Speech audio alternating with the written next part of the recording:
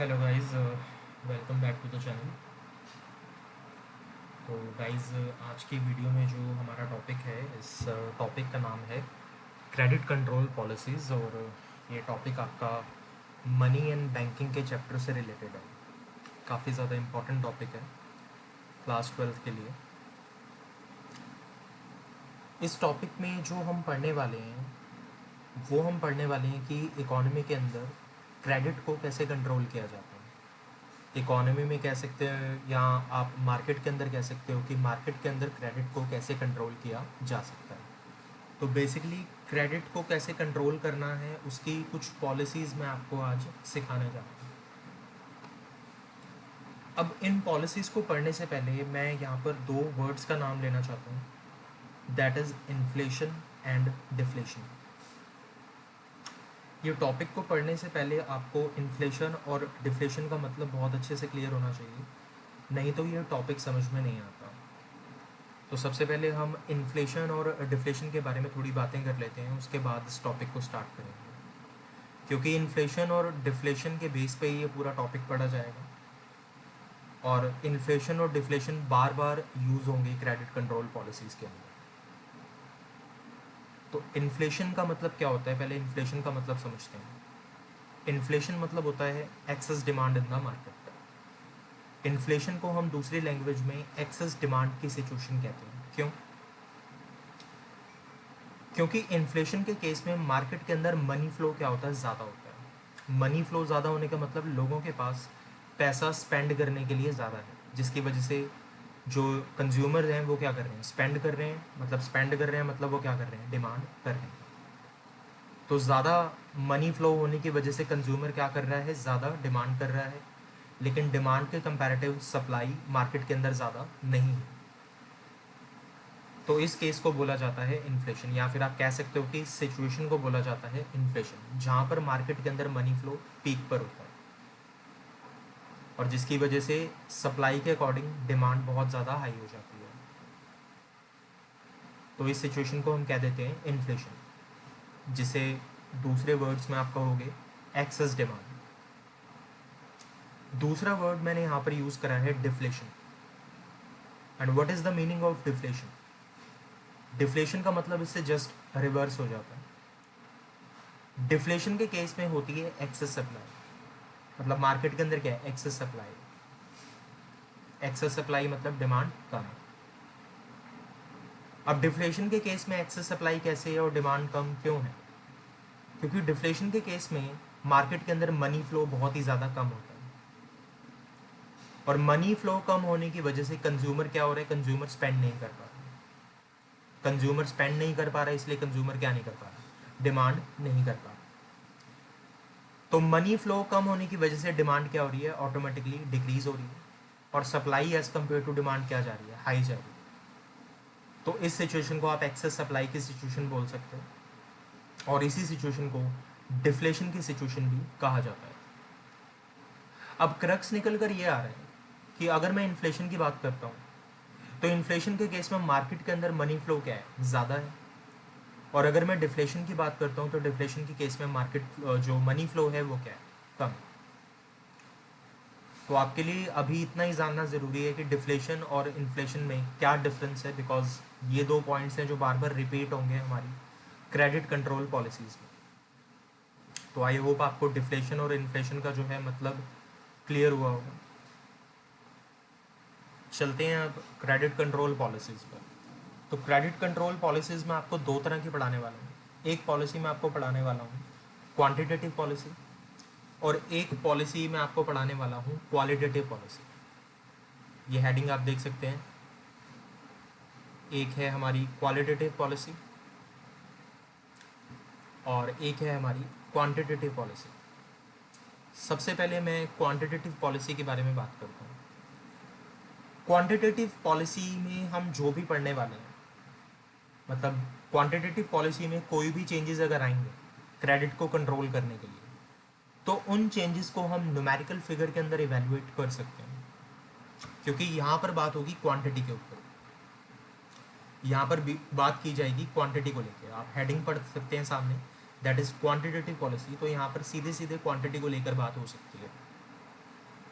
और यहाँ पे पॉलिसी में अगर कोई भी चेंजेस आएंगे तो उसको हम न्यूमेरिकल फिगर के अंदर जो है इवेलुएट कर सकते हैं, हम उसे इन दी फॉर्म ऑफ क्वांटिटी जो है कैलकुलेट कर सकते हैं। तो क्वांटिटेटिव पॉलिसी में पढ़ेंगे डेफिनेशन के अंदर क्या लिखा होगा, it refers to that policy which controls the total quantity of the credit flow in the economy.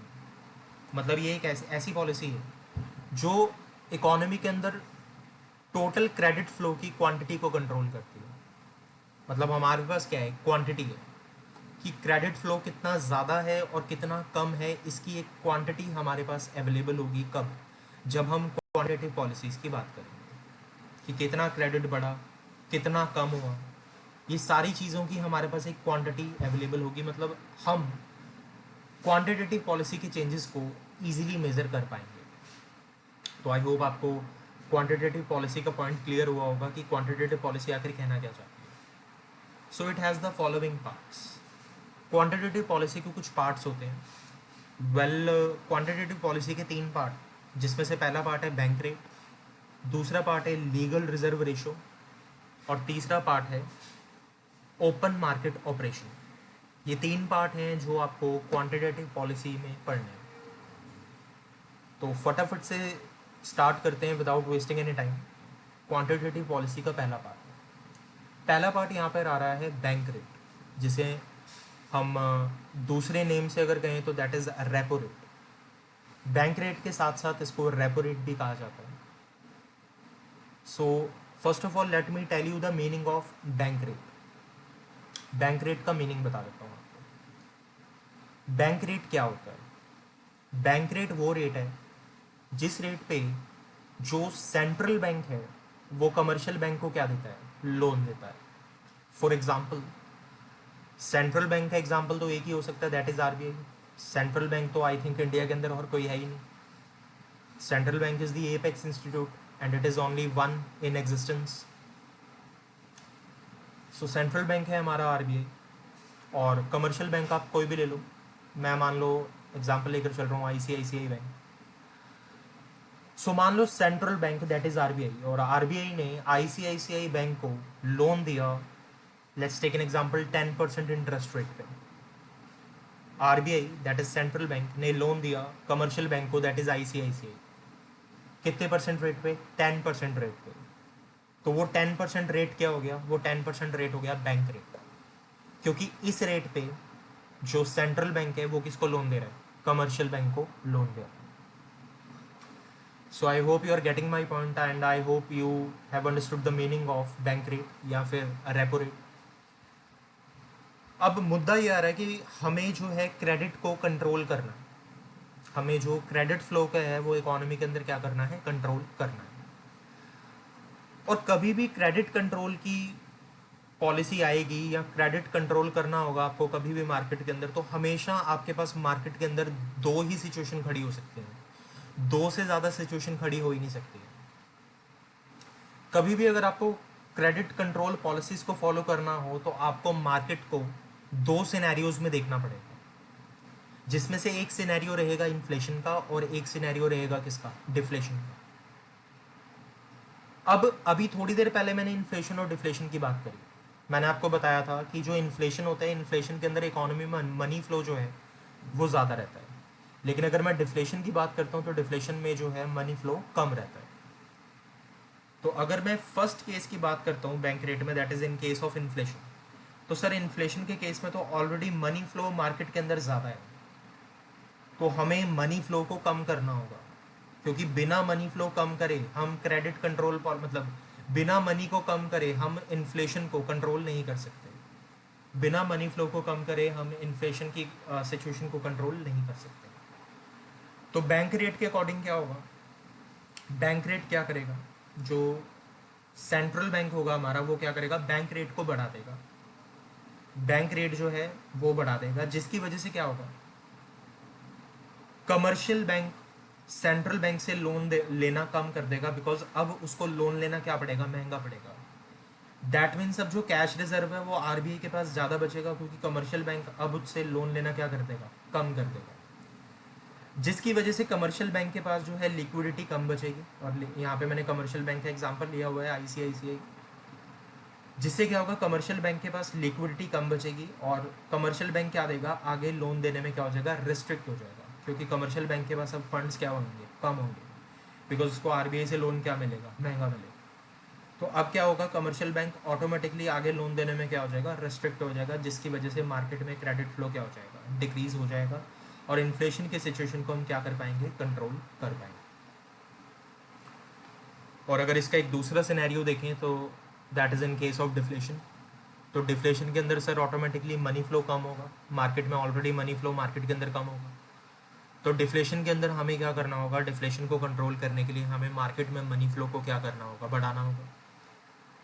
तो यहाँ पर आरबीआई क्या करेगा, आरबीआई बैंक रेट को कम कर देगा, जिसकी वजह से क्या होगा, अब कमर्शियल बैंक को आरबीआई से लोन लेना क्या पड़ेगा, सस्ता पड़ेगा, जिसकी वजह से कमर्शियल बैंक ज़्यादा से ज़्यादा लोन लेगा किससे, आरबीआई से। और अब आरबीआई के पास कैश रिजर्व कम बचेगा और कमर्शियल बैंक्स के पास क्या हो जाएगी, लिक्विडिटी बढ़ जाएगी, मतलब कमर्शियल बैंक्स के पास अब फंड्स क्या हो जाएंगे, बढ़ जाएंगे, जिसकी वजह से अब कमर्शियल बैंक क्या होगा, आगे लोन देने में क्या हो जाएगा, लिबरल हो जाएगा, जिसकी वजह से मार्केट के अंदर क्रेडिट फ्लो क्या हो जाएगा, बढ़ जाएगा, और इसकी वजह से हम डिफ्लेशन की सिचुएशन को क्या कर पाएंगे, कंट्रोल कर पाएंगे। I hope you are getting my point, और आपको जो बैंक रेट का जो कॉन्सेप्ट है वो अच्छी तरह से क्लियर हो गया कि मैंने बैंक रेट में क्रेडिट को किस तरह से कंट्रोल किया, इन्फ्लेशन में कैसे कंट्रोल किया और डिफ्लेशन में कैसे कंट्रोल किया। Now moving towards the next part, that is legal reserve ratio. It is again very much important topic. Maximum question जो है आपका एग्जाम में इससे आता है, that is legal reserve ratio. ये एक रेशो है जो हमारा सेंट्रल बैंक है वो डिसाइड करता है, और ये टाइम टू टाइम जो है अपडेट होती रहती है according to the market scenarios, या you can say that according to the market conditions. तो जो लीगल रिजर्व रेशो है आरबीआई डिसाइड करता है, और ये टाइम टू टाइम क्या होती रहती है, चेंज होती रहती है। जिस तरह से आरबीआई हमेशा नई नई गाइडलाइंस, अपडेटेड गाइडलाइंस इशू करता रहता है, सो ठीक इसी तरह से जो लीगल रिजर्व रेशो भी क्या होती रहती है, अपडेट होती रहती है, और आरबीआई थ्रू इट्स गाइडलाइंस जो है कमर्शियल बैंक्स को क्या कर देता है, अपडेट कर देता है। या you can say that RBI used to acknowledge commercial banks regarding the updations of legal reserve ratio. तो लीगल रिजर्व रेशो के मैं ना आपको दो पार्ट पढ़ाने वाला हूँ, जिसमें से एक पहला पार्ट हमारा है कैश रिजर्व रेशो का, और एक हमारा पार्ट है स्टैट्यूटरी लिक्विडिटी रेशो का। अगर हम पहले पार्ट की बात करते हैं, that is legal reserve ratio, sorry the first one is cash reserve ratio, जो कि लीगल रिजर्व रेशो का एक पहला पार्ट है। कैश रिजर्व रेशो क्या होता है, कैश रिजर्व रेशो वो रेशो है जिस रेशो में कमर्शियल बैंक आरबीआई के पास क्या रखवाता है, रिजर्व्स रखवाता है। कैश रिजर्व रेशो वो रेशो है जिस रेशो में कमर्शियल बैंक आरबीआई के पास रिजर्व्स रखवाता है। मतलब कि सर मान के चल लो कि कमर्शियल बैंक के पास 1 लाख रुपए का डिपॉजिट आया फॉर एग्जाम्पल, और कैश रिजर्व रेशो चल रही है 10%। तो कमर्शियल बैंक क्या करेगा, उस 1 लाख रुपए में से जो उसके पास डिपॉजिट आया उसका 10% निकाल कर कहाँ पर डिपॉजिट करा देगा, आरबीआई के पास। और 1 लाख का 10% दैट इज 10,000, और 10,000 उसने कहाँ पर डिपॉजिट करा दिए, आरबीआई के पास।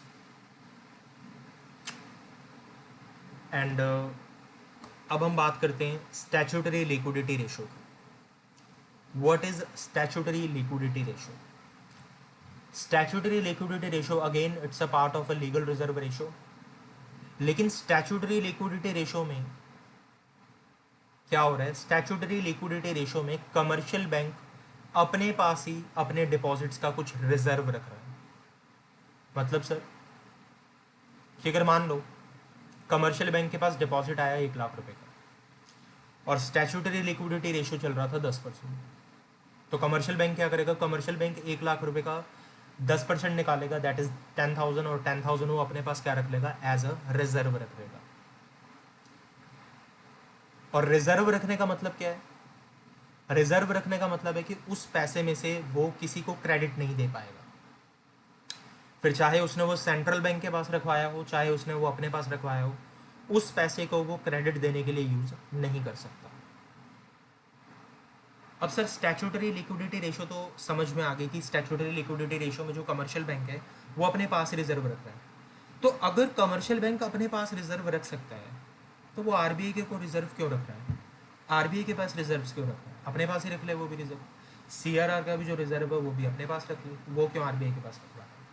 उसका एक लॉजिक है बेटा। आरबीआई ना एक एपेक्स इंस्टीट्यूट है जो कमर्शियल बैंक के सारे अकाउंट्स को मेंटेन करता है। मतलब जितनी भी कमर्शियल बैंक्स जो हैं इकोनॉमी में सर्कुलेट कर रहे हैं उन सबके अकाउंट्स को मेंटेन करता है आरबीआई, और कंट्रोल भी करता है, रेगुलेट भी करता है, सुपरवाइज भी करता है।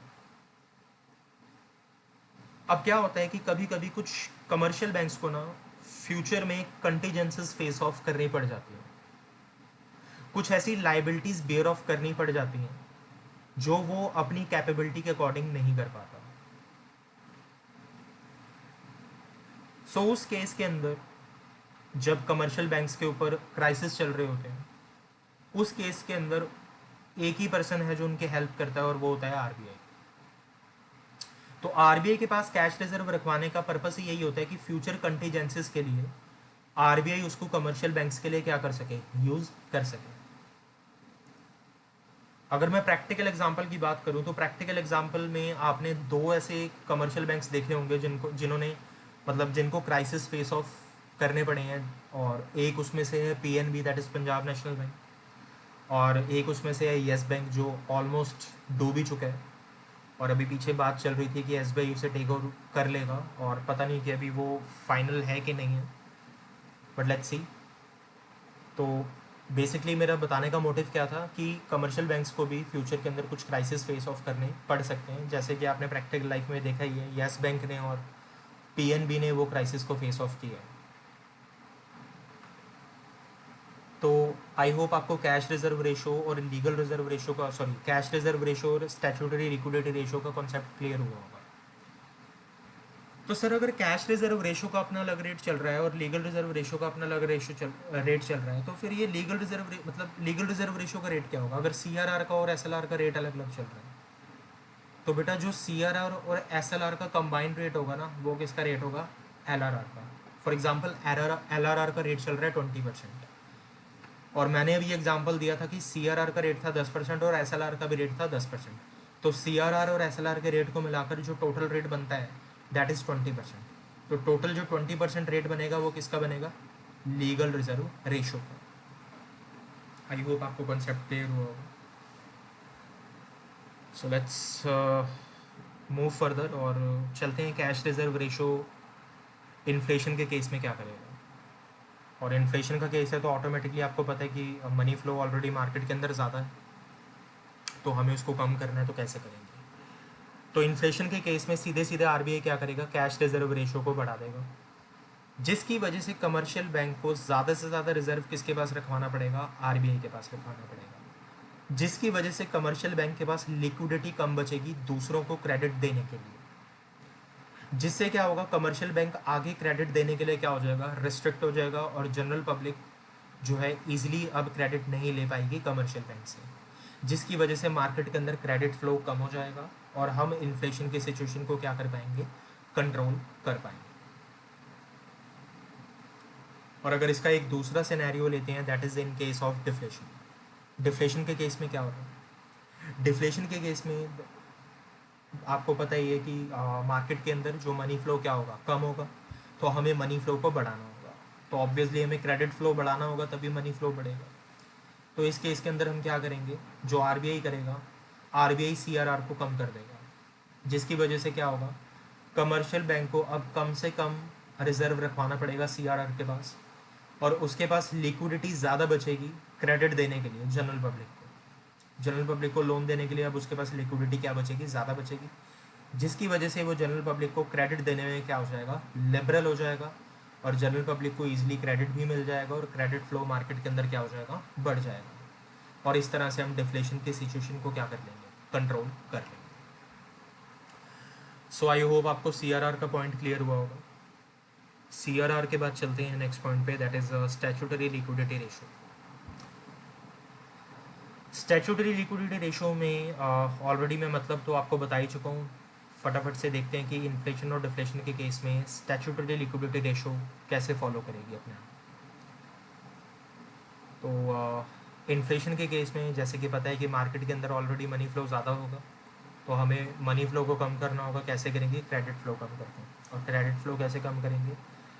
अब आरबीआई क्या करेगा? आरबीआई एसएलआर को क्या कर देगा? बढ़ा देगा। मतलब वो कमर्शियल बैंक को ये बोलेगा कि अब तू ज़्यादा से ज़्यादा रिजर्व अपने पास रख। तो आईसीआईसी बैंक क्या करेगा? ज़्यादा से ज़्यादा रिजर्व अपने पास रखेगा, जिसकी वजह से जो है कमर्शियल बैंक के पास लिक्विडिटी कम बचेगी आगे क्रेडिट प्रोवाइड करने के लिए, जिसकी वजह से वो आगे क्रेडिट प्रोवाइड करने में क्या हो जाएगा? रिस्ट्रिक्ट हो जाएगा, और जनरल पब्लिक को इस बार इजीली है लोन नहीं मिल पाएगा, जिसकी वजह से मार्केट के अंदर क्रेडिट फ्लो क्या हो जाएगा? कम हो जाएगा, और इन्फ्लेशन की सिचुएशन ऑटोमेटिकली क्या हो जाएगी? कंट्रोल हो जाएगी। अगर दूसरे केस की बात करते हैं, that is in case of deflation. तो डिफ्लेशन के केस में क्या होगा? डिफ्लेशन के केस में ऑलरेडी मार्केट के अंदर मनी फ्लो कम है, तो मनी फ्लो को बढ़ाना होगा। और मनी फ्लो कैसे बढ़ाएंगे? अगेन क्रेडिट फ्लो को बढ़ाकर। और क्रेडिट फ्लो कैसे बढ़ाएंगे? अब क्या करेगा? आरबीआई एसएलआर को कम कर देगा। मतलब अब वो कमर्शियल बैंक को ये बोलेगा कि अब तू अपने पास कम से कम रिजर्व रख। क्यों कम रिजर्व रख? ताकि तेरे पास जो है लिक्विडिटी ज़्यादा बचे दूसरों को क्रेडिट फॉरवर्ड करने के लिए, जिसकी वजह से कमर्शियल बैंक क्या हो जाएगा? क्रेडिट फॉलो करने के लिए, मतलब क्रेडिट आगे अवेल करने के लिए क्या हो जाएगा? लिबरल हो जाएगा। और अब जनरल पब्लिक को इजीली लोन मिल पाएगा कमर्शियल बैंक से, और मार्केट के अंदर क्रेडिट फ्लो क्या हो जाएगा? बढ़ जाएगा। और इस तरह से डिफ्लेशन की सिचुएशन क्या हो जाएगी? कंट्रोल हो जाएगी। बेसिकली इन सारे पॉइंट्स में हम यही एक चीज़ तो पढ़ रहे हैं कि कब हमें मनी फ्लो बढ़ाना है और कब हमें मनी फ्लो कम करना है। क्योंकि इन्फ्लेशन थी, तो इन्फ्लेशन में मनी फ्लो ज़्यादा था, मतलब लोग डिमांड ज़्यादा कर रहे थे, तो हमें डिमांड को कम करना था। तो ऑब्वियसली हमें मनी फ्लो को क्या करना पड़ा? कम करना पड़ा, ताकि अगर लोगों के पास पैसा कम होगा तो वो डिमांड भी ऑटोमेटिकली क्या कर देंगे? कम कर देंगे, और एक्सेस डिमांड की सिचुएशन क्या हो जाएगी? कंट्रोल हो जाएगी। और अगर दूसरा सिनेरियो देखते हैं, तो दूसरे सिनेरियो में मनी फ्लो कम था, मतलब लोग डिमांड कम कर पा रहे थे क्योंकि उनके पास डिमांड करने के लिए पैसे ही नहीं थे। तो दूसरे में हम मनी फ्लो को बढ़ा रहे थे ताकि डिमांड जो है लोग कर पाएँ, और एक्सेस डिमांड की सिचुएशन को हम ख़त्म कर पाएँ, और डिमांड को सप्लाई के इक्वल पहुँचा पाएँ। So in every case we are just discussing the same thing with some different points. हालांकि चीज़ सेम ही है, कंट्रोल दो ही चीज़ें कर रहे हैं। या तो हम एक्सेस डिमांड को कंट्रोल कर रहे हैं, या तो हम एक्सेस सप्लाई को कंट्रोल कर रहे हैं। लेकिन इन दोनों को कंट्रोल करने के लिए ऑब्वियसली हमारी पॉलिसीज़ क्या हैं? अलग अलग। So moving towards the third part of quantitative policy, that is open market operation. Open market operation में क्या होता है? It is a process in which central bank sells और purchases securities from commercial bank. मतलब यहाँ पर क्या करता है? यहाँ पर जो RBI, that is our central bank, वो कमर्शियल बैंक को सिक्योरिटीज़ बेचता भी है और कमर्शियल बैंक से सिक्योरिटीज़ खरीदता भी है। सर ये सिक्योरिटीज़ क्या होती हैं? ये सिक्योरिटीज़ कुछ भी हो सकती हैं। गवर्नमेंट के गोल्ड रिजर्व्स हो सकते हैं, गवर्नमेंट के बॉन्ड्स हो सकते हैं, गवर्नमेंट के अलग अलग तरह के रिजर्व्स होते हैं, यू नो।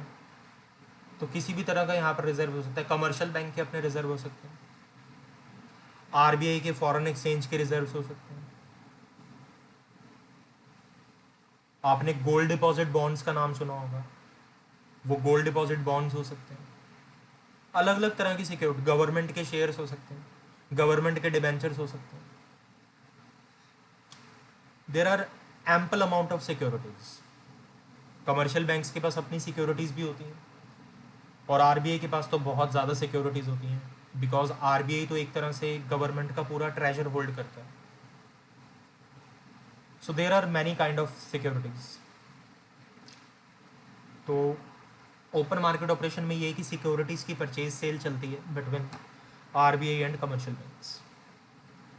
अब क्या होगा?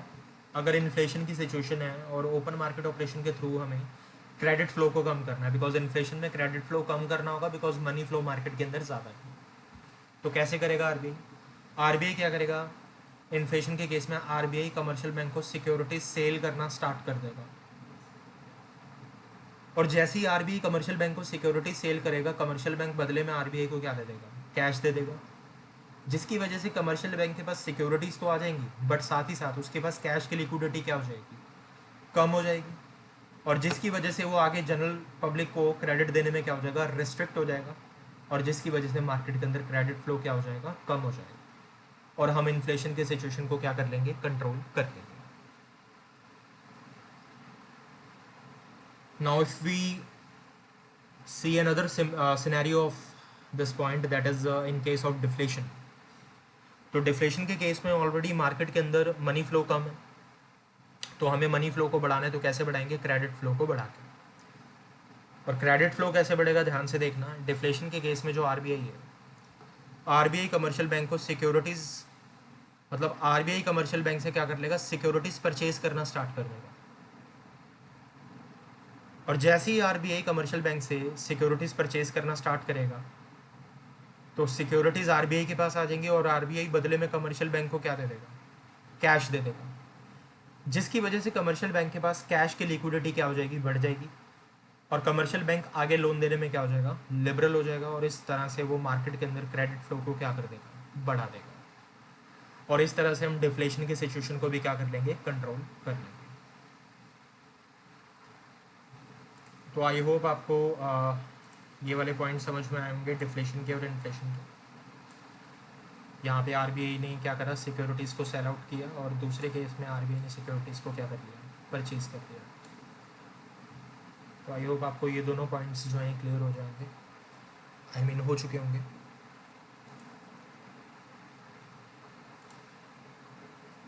तो चलते हैं नेक्स्ट पार्ट पे इसके बाद।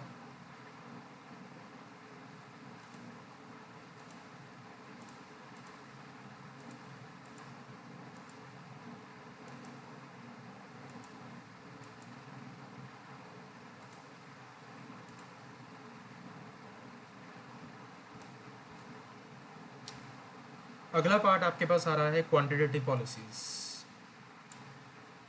Sorry, next part is qualitative policy.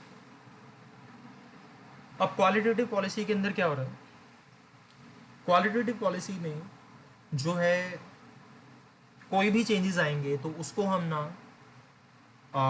कोई क्वांटिटी के अंदर या किसी न्यूमेरिकल टर्म्स के अंदर कैलकुलेट नहीं कर पाएंगे, जैसे हम क्वांटिटेटिव पॉलिसीज में करते थे।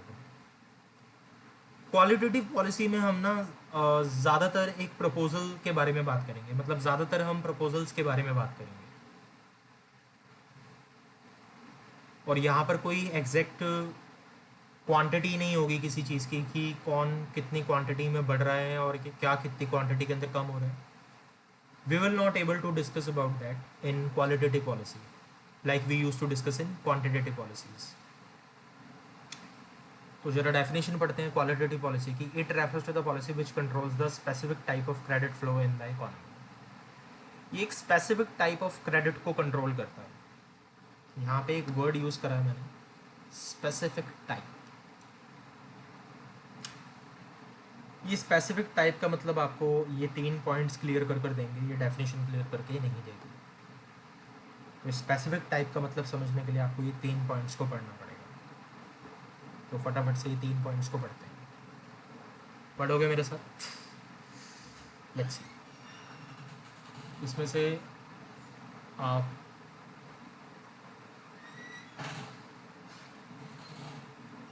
पहला पॉइंट है मार्जिन रिक्वायरमेंट रेट।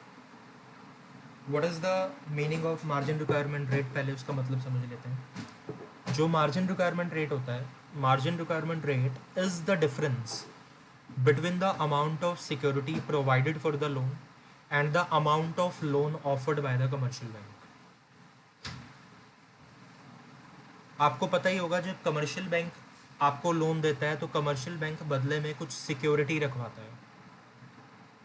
और कमर्शियल बैंक जब सिक्योरिटी रखवाता है तो वो सिक्योरिटी वैल्यू हमेशा लोन अमाउंट से ऊपर होती है, कभी भी नीचे नहीं होती है और ना ही इक्वल होती है। फॉर एग्जाम्पल, अगर आप कमर्शियल बैंक के पास लोन लेने जा रहे हो 5 लाख रुपए का और बदले में 5 लाख की सिक्योरिटी रख कर आ रहे हो, तो कमर्शियल बैंक आपको 5 लाख का लोन नहीं देगा।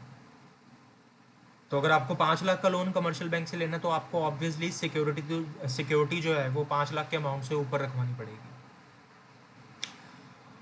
और इसका रीज़न क्या है? इसका रीज़न ये है कि जो बैंकिंग सेक्टर है, बैंकिंग सेक्टर कभी भी अपने आप को रिस्क में लेकर नहीं चलता। फॉर एग्ज़ाम्पल, आपने 5 लाख रुपए का लोन लिया और आपने कोई 5 लाख की वैल्यू की प्रॉपर्टी जो है बैंक में एज अ मॉर्टगेज दे दी। कल को पता लगा कि आप वो लोन पे ऑफ नहीं कर पाए और जो मॉर्टगेज्ड प्रॉपर्टी थी, कुछ टाइम बाद उस प्रॉपर्टी की भी वैल्यू क्या होगी, कम हो गई। मान लो जो 5 लाख की प्रॉपर्टी थी वो प्रॉपर्टी रहेगी 2 लाख रुपए की, तो बैंक को तो सीधा सीधा 3 लाख रुपए का नुकसान हो गया। So bank will never take such type of risk. वो अब हमेशा अपने आप को एक सेफ फेस में लेकर चलता है, एक सिक्योर्ड फेस में लेकर चलता है।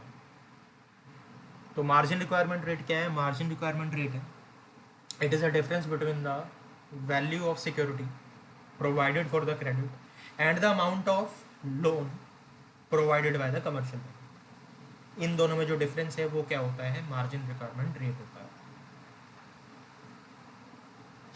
अब बात करते हैं इन केस ऑफ इन्फ्लेशन। इन्फ्लेशन के केस में क्या होगा?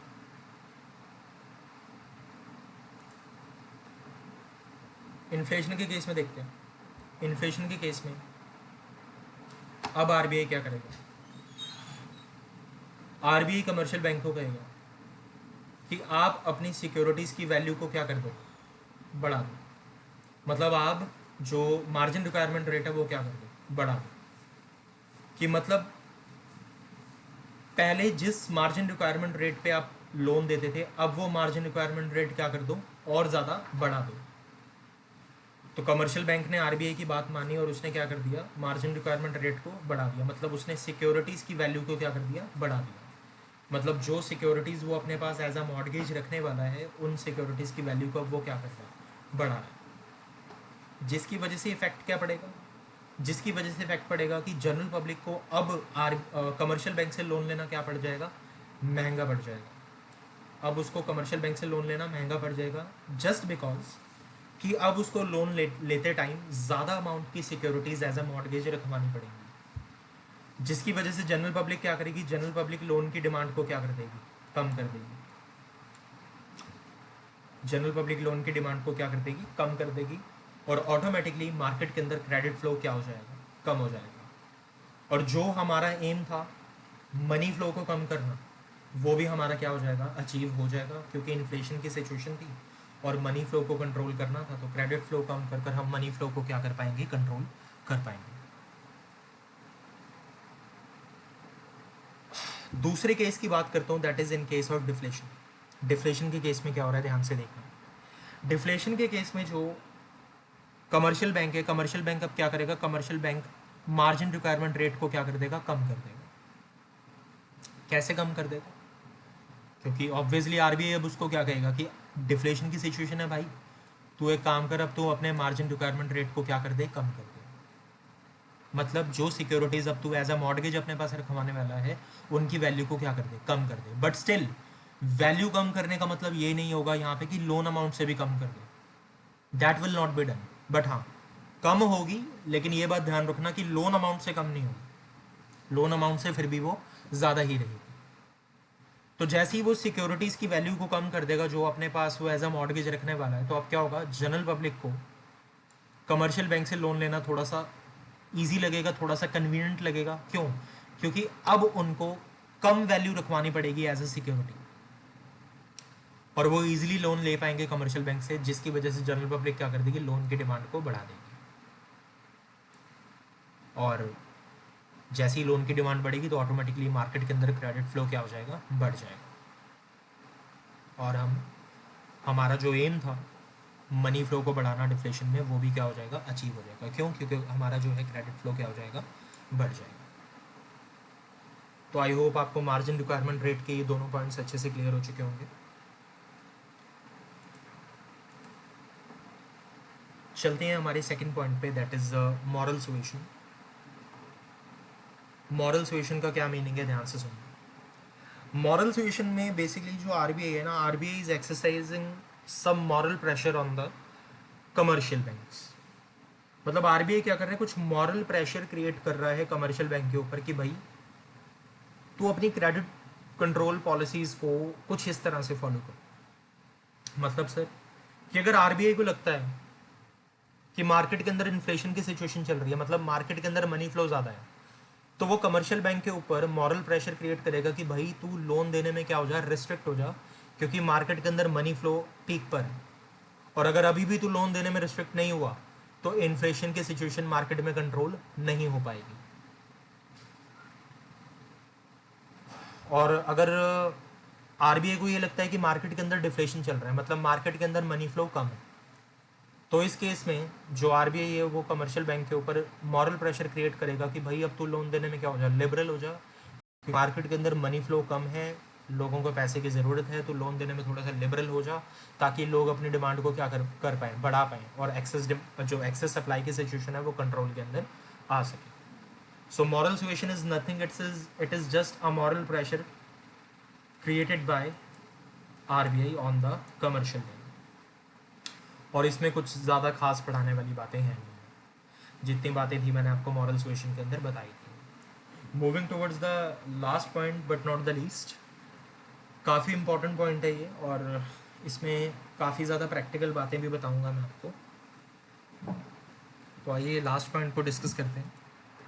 लास्ट पॉइंट है आपके पास सिलेक्टिव क्रेडिट कंट्रोल। नाम से ही पता लग रहा है सिलेक्टिव क्रेडिट कंट्रोल, मतलब ये कुछ सिलेक्टिव क्रेडिट, मतलब कुछ सिलेक्टिव एरियाज़ के अंदर क्रेडिट का कंट्रोल हो रहा है अलग अलग तरह से। मतलब क्रेडिट का कंट्रोल पॉजिटिवली भी हो सकता है और क्रेडिट का फ्लो नेगेटिवली भी हो सकता है। क्रेडिट कंट्रोल अगर पॉजिटिवली हो रहा है मतलब लोन देने में क्या हो रहे हैं, लिबरल हो रहे हैं, और क्रेडिट कंट्रोल जो है नेगेटिवली भी हो सकता है, मतलब लोन देने में क्या हो रहा है, रिस्ट्रिक्ट हो रहे हैं। तो क्रेडिट कंट्रोल दो तरीके से हो सकता है, और इसके अंदर क्या है, सिलेक्टिव क्रेडिट कंट्रोल के अंदर आरबीआई ऑर्डर कर रहा है किसको, कमर्शियल बैंक को, टू बी रिस्ट्रिक्टिव और liberal for credit in some selective areas according to the situation. कुछ selected areas in according to the situation. अब ये सिलेक्टिव एरियाज क्या हैं, लेट्स सी। हमारे पास दो तरह के एरियाज हैं।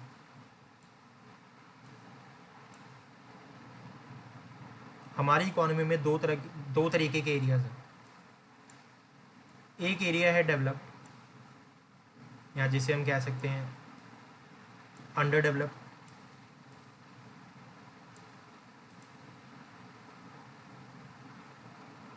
और एक एरिया हमारे पास होता है बैकवर्ड।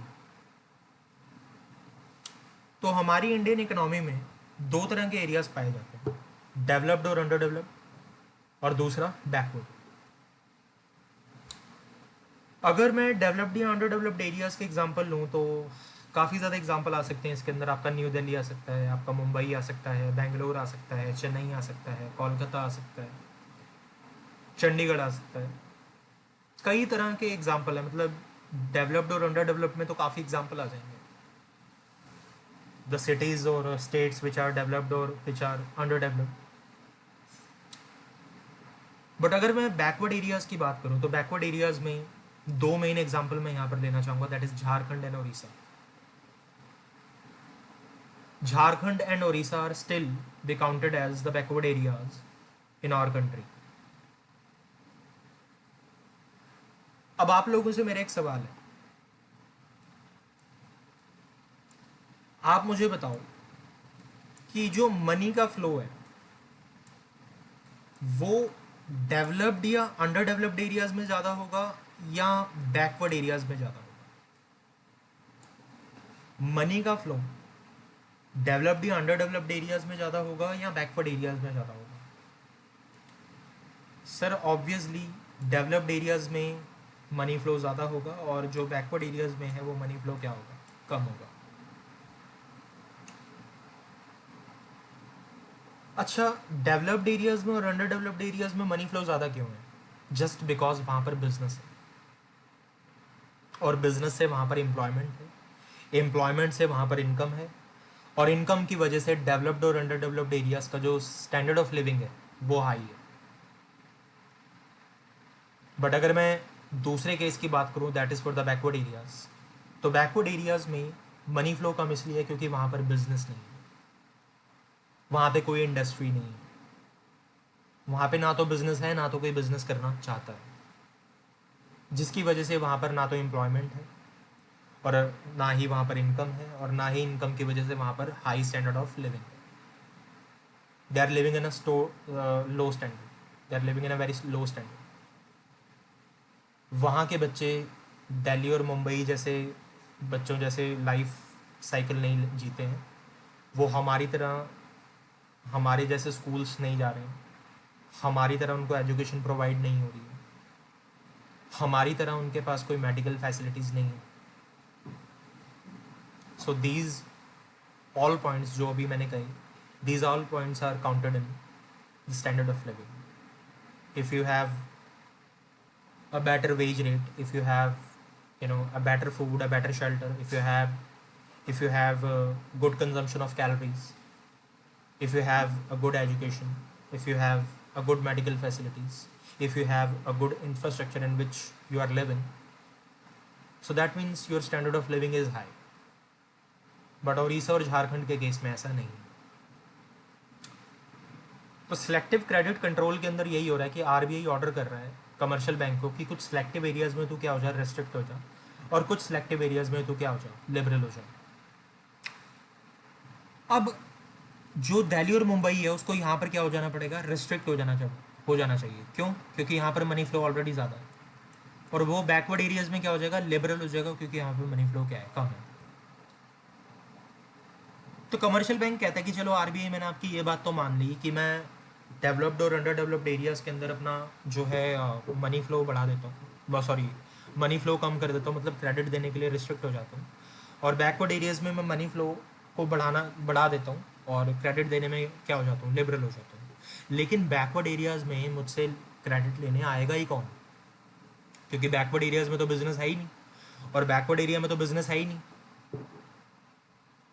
तो क्रेडिट कौन लेने आएगा. और उसकी वजह से खामखा जो मेरे पास डेवलप्ड और अंडर डेवलप्ड एरियाज़ के लोन हैं उसमें मैं अपना जो है लॉस कर लूँगा, मेरे को वहाँ से इंटरेस्ट रेट कम मिलने लग जाएगा, मैं रिस्ट्रिक्ट हो जाऊँगा लोन देने में, तो मैं अपना नुकसान यहाँ पर कर लूँगा. तो आरबीआई कहता है तू फिक्र मत कर. आपको पता है कि आरबीआई का डायरेक्ट लिंक होता है किसके साथ, हमारी गवर्नमेंट के साथ. आरबीआई क्या करेगा, आरबीआई गवर्नमेंट को एक इनिशिएटिव लेने के लिए कहेगा, और वो इनिशिएटिव क्या होगा, ध्यान से सुनना. गवर्नमेंट आरबीआई की बात मान के अपने बजट के अंदर एक पॉइंट लेके आएगी. बजट पता है ना आप सब लोगों को, बजट एक गवर्नमेंट बजट होता है जो हर साल हर फाइनेंशियल ईयर के अंदर निकाला जाता है, और जिस बजट के अंदर जो है गवर्नमेंट की प्लानिंग्स होती हैं कि वो अपकमिंग ईयर के अंदर कहाँ कहाँ पर एक्सपेंडिचर्स करने वाली है और कहाँ कहाँ से इनकम जो है जनरेट करने वाली है. तो ये सारे प्लान्स और ये सारी पॉलिसीज़ कहाँ पर ड्राफ्टेड होती हैं, गवर्नमेंट बजट के अंदर ड्राफ्ट होती है. तो गवर्नमेंट बजट का भी आपका एक काफ़ी इंपॉर्टेंट चैप्टर है, बट वो आने वाली क्लासेस में हम डिस्कस करेंगे. तो गवर्नमेंट अपने बजट के अंदर एक लाइन लेकर आएगी कि जो कोई भी पर्सन बैकवर्ड एरिया के अंदर फैक्ट्री लगाएगा मैं उसको टैक्स रिसेशन दूंगी, मतलब मैं उसे टैक्स में छूट दूंगी, मैं टैक्स में उसे रिबेट दूंगी, प्लस मैं उसे टैक्स में रिबेट के साथ साथ कुछ अदर बेनिफिट्स भी दूंगी. गवर्नमेंट ये इनिशिएटिव लेके आई है कि कोई भी बिजनेसमैन अगर बैकवर्ड एरिया के अंदर फैक्ट्री लगाएगा तो मैं उससे टैक्स नहीं लूँगी, और अगर लूँगी भी तो काफ़ी कम अमाउंट होगा उस टैक्स का. मैं उसे टैक्स में रिबेट दूंगी और टैक्स रिबेट के साथ साथ उसे अदर बेनिफिट्स भी दूंगी. अब जो बिजनेसमैन है, बिजनेसमैन तो हमेशा किसके बारे में सोचता है, प्रॉफिट के बारे में सोचता है. जब तक बिजनेसमैन को प्रॉफिट नहीं दिखाओगे, बिजनेसमैन बिजनेस करने के लिए कोई इनिशिएटिव लेगा ही नहीं. तो गवर्नमेंट ने एक तरह से क्या करा, गवर्नमेंट ने एक तरह से बिजनेसमैन को प्रॉफिट के टूवर्ड्स एक्सट्रैक्ट किया, प्रॉफिट के टूवर्ड्स उसने अट्रैक्ट किया. किसको, बिजनेसमैन को. और बिजनेसमैन एग्री हो गया. बिजनेसमैन ने बैकवर्ड एरिया के अंदर क्या लगा ली, फैक्ट्री लगा ली. अब सिर्फ गवर्नमेंट उसको बैकवर्ड एरिया में रिबेट क्यों दे रही है, गवर्नमेंट अपना नुकसान क्यों कर रही है. सबसे पहली बात तो आपके लिए ये जानना बहुत ज़रूरी है कि बिजनेसमैन के लिए प्रॉफिट ज़रूरी है और बिजनेसमैन का ऑब्जेक्टिव है प्रॉफिट कमाना. लेकिन गवर्नमेंट का ऑब्जेक्टिव कोई प्रॉफिट मैक्सिमाइजेशन या प्रॉफिट अर्निंग नहीं है। गवर्नमेंट का जो ऑब्जेक्टिव है वो है इकोनॉमिक स्टेबलाइजेशन, और इकोनॉमिक स्टेबलाइजेशन तभी होगी जब हमारी कंट्री के अंदर सारी स्टेट्स क्या हो जाएंगी, डेवलप्ड हो जाएंगी। तो गवर्नमेंट बैकवर्ड एरिया को अंडर डेवलप्ड या डेवलप्ड स्टेज में लाने के लिए कुछ इनिशिएटिव ले रही है। और कैसे ले रही है? क्योंकि अगर बैकवर्ड एरिया में बिजनेसमैन फैक्ट्री लगाएगा तो इससे क्या होगा, फैक्ट्री लगाने से एम्प्लॉयमेंट जनरेट होगी, एम्प्लॉयमेंट जनरेट होने की वजह से वहाँ पर इनकम जनरेट होगी, और इनकम जनरेट होने की वजह से वहाँ का स्टैंडर्ड ऑफ लिविंग भी धीरे धीरे क्या होगा, बढ़ना शुरू हो जाएगा। तो इस वजह से वो बैकवर्ड एरिया को क्या कर लेगा, कंट्रोल कर लेगा, और बैकवर्ड एरिया को भी इन अ मच पॉसिबल वे वो अंडर डेवलप्ड या डेवलप्ड की कैटेगरी के अंदर ले आएगा। तो ये इनिशिएटिव लेती है गवर्नमेंट